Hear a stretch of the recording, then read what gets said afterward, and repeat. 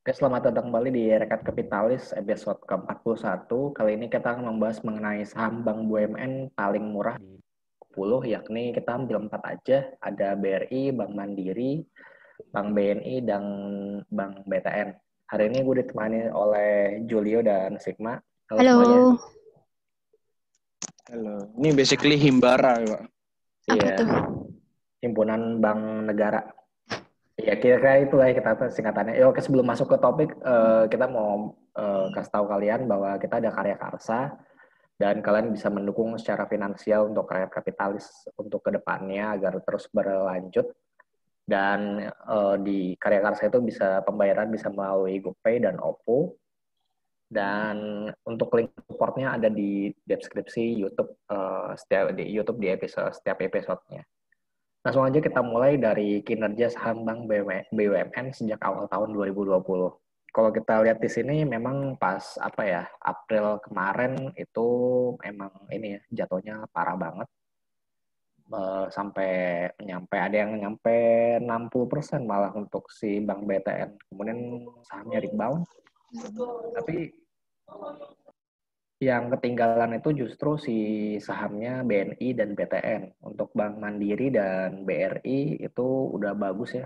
B, Bank Mandiri bahkan minusnya tinggal 25,85% Oh, dan BRI minusnya 26,13%. Untuk dari BNI dan BTN sendiri masih minus 37 dan 38%. hmm.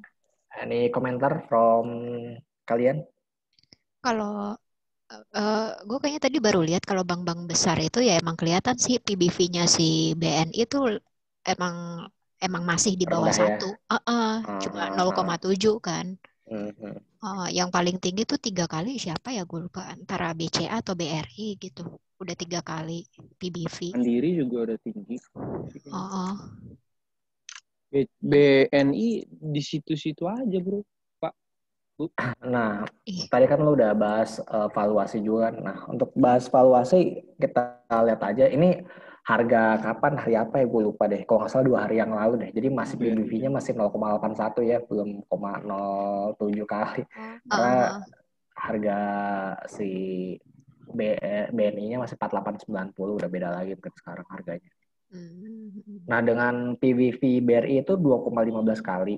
Bank Mandiri itu 1,45 kali, BNI 0,8, BTN 0,8. Tapi yang surprising itu si Bank Mandiri sama Bank BRI sih. Bank Mandiri cuma 1,45 kali. Gua rasa mungkin kalau di masa prime-nya dia ya, maksudnya di saat pasar bullish itu mungkin bisa 2 kali ya, 2 kali lebih kali ya. Terus BRI juga gua rasa mungkin bisa 3 kali atau 4 kali mungkin bahkan untuk BRI, iya. ya kan? Kondisi normalnya iya sih.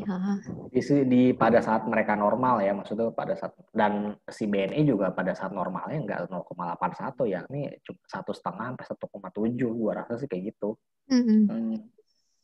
Nah, kalau kita lihat kan dari segi equity memang jomplang ya, maksud gua si BRI equity ada 187 triliun, terus Bank Mandiri 183 triliun, terus BNI 112 triliun, BTN baru 17 triliun, itu emang jauh sih dari segi equity-nya dia gitu. Terus dari segi aset juga jomplang banget, di mana BRI dan Bank Mandiri itu BRI aja tuh aset 1.387 triliun, Bank Mandiri 1.359 triliun asetnya. BNI itu 880 triliun sama BTN 314 triliun. Berarti Bank Mandiri bentar lagi ngalahin BRI ya?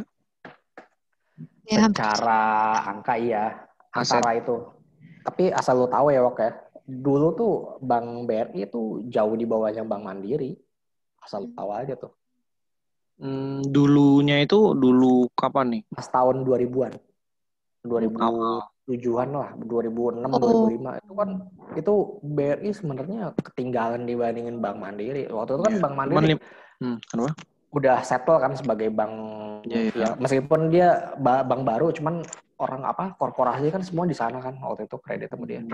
Dia udah steady. Terus si BRI ini nggak salah, seingat gue ya, gue koreksi kalau gue salah, seingat gue dari yang bawah terus ngejar ke atas karena ada kur itu sih yang bikin dia oh, jadi benar. oke banget. Kur Ah, itu kan yang membantu mereka kan sebenarnya. ah, Koreksi ya kalau gue salah ya. uh, Koreksi kalau gue salah. Kalau emang ternyata udah BRI dari dulu emang lebih unggul dari Bank Mandiri. Koreksi kalau gue salah. Seingat gue sih gitu ceritanya. Kayaknya 5 tahun terakhir lah ya paling enggak ya BRI Iya mungkin aset ya. terbesar di Indonesia Iya di Indonesia ya aset terbesarnya dia. Terus kalau kita lihat juga dari segi PE emang nih agak tinggi-tinggi semua ya kalau kita lihat PE-nya. Ini PE-nya udah setahunan apa belum ya? Kayaknya belum di setahunan deh ini PE-nya. Dari segi market cap juga jauh ya. Market cap-nya BRI itu 400 triliun. Kemudian Bank Mandiri itu 265 triliun. Bank BNI itu 91 triliun sama BTN itu 13 triliun. Jadi emang agak jauh ya kalau dari segi market cap. iya gede juga ya. Oh, outstanding-nya juga gede sih ya, Iya, 123 outstanding juta. miliar, 123 Oh, miliar miliar. ya. Oke. Ini miliar. Oh. Terus si BTN kan cuma 10 miliar ya. Ya si BRI kan kenapa bisa nyampe sini kan dia udah stock split sekali apa 2 kali ya? Gue lupa deh. Iya, Ding. Iya nggak sih? Iya kan? Ini kan kalau sebelum stock split, kalau nggak salah BRI itu udah harga belasan ribu terus stock split 1:10 gitu kalau nggak salah. banding 5 kayaknya. Iya, kalau Bank Mandiri 1:5 ya. Bank BRI 5. 1:5. Bank Mandiri juga udah stock split kan setingat gue. Bank Mandiri itu. Iya, Bank Mandiri udah stock split setingat gue. Sih stock split juga. Bank BCA BNI doang. juga seingat gue juga udah pernah stock split. BCA juga udah pernah stock split setahu gue juga. Jadi iya. Kalau saham bener ya emang harusnya sih stock split ya. Kalau misalnya dia biar untuk memacu kinerja saham ke depannya stock split sih kalau misalnya dia mau running gitu. BNI masih menarik banget dong ya. Menarik dulu banget. Menarik, tapi nggak kemana-mana. Enggak, bukan gitu, Wok. Belum. Dari dulu sih. Bukan dari dulu sih, koreksi. Dari dulu itu awal tahun lah kalau gue bisa bilang. Ya, cuman kan waktu itu awal tahun harganya masih 8.000 9.000. 8.000 lah taruh dari sekitar 10 ribuan kan. Ya, cuman sekarang kan udah di 4.800, udah jauh. Ini harga hari ini, Pak? Enggak, ini harga 2 hari yang lalu. Oke. Kalau salah, hari ini BNI cuma 4860 apa kalau nggak salah. Apa berapa? Iya, 4850-an. 4850-an ya. BRI kan hari ini 3.300 BRI. Wow. Terus Bank Mandiri gue kurang tahu berapa harganya. Terlambat sudah. Nah, bagaimana analisis teknikalnya? Nah, untuk analisis teknikal kebetulan gue belum bikin kebetulan ininya apa teknikalnya itu. Mungkin nanti kita bisa lanjutkan teknikalnya setelah on the spot. On the spot. Kita akan mulai teknikalnya kayak gimana. Gue tadi stop recording ya. Ya, ntar. Nah, langsung aja mungkin untuk chart teknikal kita mulai dari saham BRI ya. Kalau kita lihat BRI ini di fase sideways jangka pendek sebenarnya kalau gue lihat di sini. Sideways. Ya. Di mana supportnya tuh di kisaran 3.000 ya, 3.200. Resistannya tuh di kisaran 3.360 kayaknya di sini. Dan resisten terakhir dia ya di 3.800 ya kalau misalnya kita lihat di sini. Cuman ya kita lihat aja ke depan mau kayak gimana, dia berhasil lewat resisten di 3.380 atau enggak untuk BRI. Isunya Pol BRI itu ya. Selanjutnya kalau di BNI. Nah, BNI ini tak kemana-mana. Iya, saya juga parah sih. Rasanya ajib banget. Trading pendek sih enak juga ya ini. Iya. BNI ini di resistannya di 4950 kalau BNI BNI 4950 dan dia waktu naik-naiknya tuh di kisaran harga sekitar ini kok jadi begini ya di di 5.425 waktu itu. Terus dia turun lagi dan sekarang di 4860. Kemudian Bank Mandiri ini lagi turun ya. Tadi kayaknya teman-temannya pada naik, dia turun sendiri nih. Bank Mandiri sekarang Beda dalam sendiri. fase turun, tapi sih menurut gue penurunannya paling sampai sini doang. Ya, paling besok kalau nggak lusa lu udah rebound lagi. Besok hari Jumat ya, Pak? Iya, Iya, Jumat. kayaknya Kalau sih nggak naik. besok, Jumat Barokah. kalau nggak besok, ya paling Senin udah rebound lagi sih kalau menurut gue ya. Bisa. Terus BTN, nah BTN ini juga turun nih BTN. BTN paling ke ya sekitar 1.230-an lah kalau BTN. Kita fokus ke BRI sama BNI aja ya, karena ini dua bank yang bakal mempengaruhi IHSG ke depan kayak gimana. Jadi kita lihat, Weighted-nya paling iya, gede sih ya. itu paling gede. Ada yang bilang dokter market, gue inget tuh di Twitter. Ini kayaknya tinggal nungguin BRI sama Bank Mandiri naik aja, ntar IHSG-nya baru naik. Katanya Iya. kayak gitu.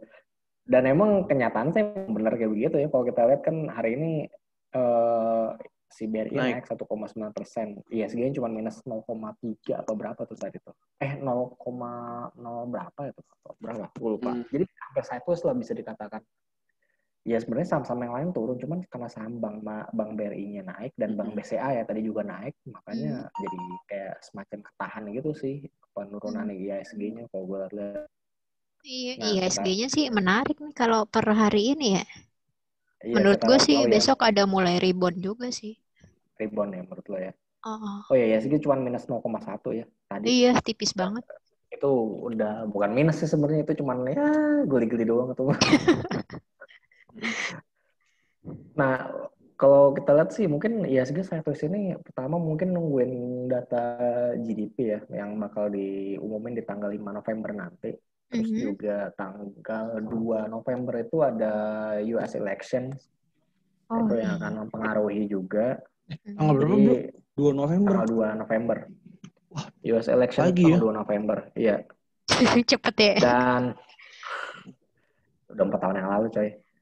Dan apa ya, kalau misalnya kita lihat-lihat juga kan polnya masih si Biden ya, tapi ada yang bilang dulu juga Hillary kan memimpin di poll tracking, cuman iya benar. kalah juga ujung-ujung katanya begitu. Cuman gue pas dengar di YouTube-nya di Economist tadi bilang juga ya mereka memperbaiki memperbaiki metode surveinya lah, terus juga mereka memperbaiki juga. Oh ya, sama satu lagi sih, dulu tuh si Hillary sama si Trump itu ganti-gantian mimpinnya. Kadang si Hillary di atas, kadang Trump di atas. Kalau ini kan hampir si Trump itu selalu di bawah kan, si Bidennya di atas terus gitu selama beberapa bulan. Nah, gue nggak tahu dah nih apakah ada serangan fajar atau enggak, pas di detik-detik akhir si Trump bisa ngeroket ke atas, si Biden malah turun. Gue nggak tahu dah tuh gimana. Kalau nggak salah debat terakhirnya itu minggu depan kalau nggak salah deh. Harusnya kan debat presiden US kan 3 kali ya, karena si Trump yang kena COVID jadi cuma 2 kali doang. Iya, udah sembuh belum dia ya? Udah sih. Udah ya? Udah sembuh dia? Iya udah sembuh. Cuman ada peraturan menarik sih pas debat nanti katanya. Jadi kalau misalnya misalnya si Trump nih lagi ngomong, mic-nya si Biden dimatiin. Oh iya sih, daripada kayak gimana ya? Karena Kayak yang debat pertama kan gila rusuh banget jauh sebenarnya. banget. Iya. Terus pas giliran si Biden ngomong, mic Trump dimatiin. Nanti kayak gitu ceritanya. Iya, mendingan kayak gitu sih. Orang gue baca-baca ya, sebenarnya tuh debat kemarin tuh debat yang paling yang paling jelek selama ada debat sih. Debat di Amerika Serikat itu pertama kali tahun 60 kalau nggak salah. Itu debatnya si Richard Nixon sama John F. Kennedy kalau nggak salah, debat pertama itu. Dan mereka emang waktu itu debatnya ya bagus, maksudnya substansial banget gitu. Kalau ini debat kusir. Iya, kalau kemarin kan debat tuh, wah kayaknya gila. teriak-teriakan doang. Iya, dasar udah kayak kakek padahal. Iya. Si Trump dikatain Russian puppet lah, terus si Trump ngatain si Biden apa tuh gue lupa. Itu juga parah sih menurut gue. Jadi malah saling ngejek, this man ya nggak pantas lah memimpin Indonesia, nggak pantas memimpin Amerika ya, intinya kayak gitu sih si sih. Gue lupa ucapan Biden tuh apa yang lebih tepat. Jadi malah nyerang-nyerang personal begitu jatuhnya. Nggak jelas. Iya nggak jelas, bukan substansial gitu. Sebenarnya waktu Trump sama Hillary juga begitu kan, cuman masih inilah Berbobot masih lebih nggak sedikit berbobot sih, masih bisa kekontrol lah, interupsinya nggak kayak kemarin gitu. chaos Mungkin ya. karena si Hillary-nya cewek juga kali ya, mungkin si Trump juga nahan pas giliran si Biden gila dihajar-hajarin semuanya. Si Trump ngomong dihajar sama Biden, jadi begitu dah. Tapi sebenarnya sih menurut gue ya debat politik yang paling beradab tuh ya, bukan paling beradab sih, paling bisa ditiru ya debat parlemennya si Inggris sebenarnya. Jadi suara kurang keras, Mak. Jadi debat parlemen Inggris itu Prime Minister Questions kalau apa gitu namanya gue lupa. Jadi si Prime Ministernya itu datang ke parlemen, ditanyain sama ketua parlemennya si di Inggris gitu. Jadi dia tanya-tanya segala macam. Nah, di situ jadi adu argumen apa segala macam itu di situ sebenarnya. Tapi mereka tetap ada aturannya, nggak boleh nyerang personal, nggak boleh apa segala macam. Soalnya kan ada hakim di tengah. Jadi kalau misalnya udah ada yang kelewatan batas, ntar dia tegur salah satu dari mereka. Lu udah ngelewatin batas, lu nggak boleh sering gitu. Sering di film-film kan? Iya, terutama di film Iron Lady kalau nggak salah itu cerita tentang Margaret Thatcher Thatcher kan. Iya, Margaret Thatcher. Nah itu lumayan rame juga, penontonnya juga pada ya misalnya ini wah gitu-gitu kan suka. Itu anggota DPR semua. Iya tahu gue, cuman kayak barber gitu kan. Iya, maksudnya kalau mereka lagi ngomong tapi diem. Iya, tapi ya kan? nyorak-nyorakin juga. Iya, pas udah selesai ngomong baru disorakin begitu kan. Anjir, itu gila ya. Bikin mental ngedown banget tuh kayak gitu. Kayak hooligan apa gimana? Iya. Tapi seru sih menurut gue kayak gitu. Itu benar-benar kemampuan seorang pemimpin tuh benar terlihat di situ. Lu bisa ngatasin masalah apa enggak? Itu lu bisa ngomong di publik apa enggak? Lu bisa mengutarakan pendapat lu atau enggak? Itu kan di situ semua kelihatan kan. Kalau lu ya udah selesai lu ceritanya. Diserang terus sama lawan lu kan. Iya sih. Cuman ya kayaknya sih di Indonesia nggak mungkin kayak gitu ya. Soalnya kan kita bukan parlementer, kita presidensial. Kita presiden tanggung jawab. Capres. Iya, kita capres. Paling debat capres juga pidato sebenarnya juga kan. Sudahlah. Ya jadi gimana nih prediksi lu nih untuk ISG untuk minggu depan? Kira-kira bakal naik lagi apa enggak untuk ISG? Atau bisa menembus EMA 200 kah? Karena ini sakral sekali ya. 200 nggak bisa hasil ditembus. Ini nggak bisa ditembus. Ini nggak bisa ditembus. Apakah akan menembusnya? Berarti kalau nggak bisa tembus, ke bawah dong. Itu harapan lu dari minggu lalu, Wok. Dan prediksi gue lumayan tepat kan. Paling ISG tuh 5.000. Iya. 5.000 sampai 51 lah. Berarti 5.000. Menurut lo masih bakalan sideways lagi? Iya. Ya. Atau gue malah pengennya sih dia nembus 51. Bisa sekitar 2 minggu lagi gitu.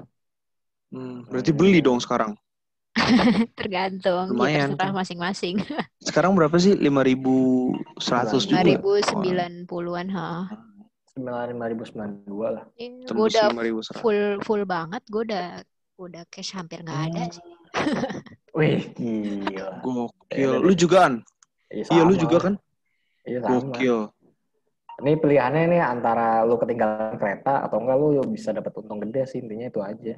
Iya juga Kalau lu udah full saham sekarang tuh pilihannya dua itu aja. Lu kalau misalnya belum full saham saat ini, kalau ya segini naik, ya lu ketinggalan kereta.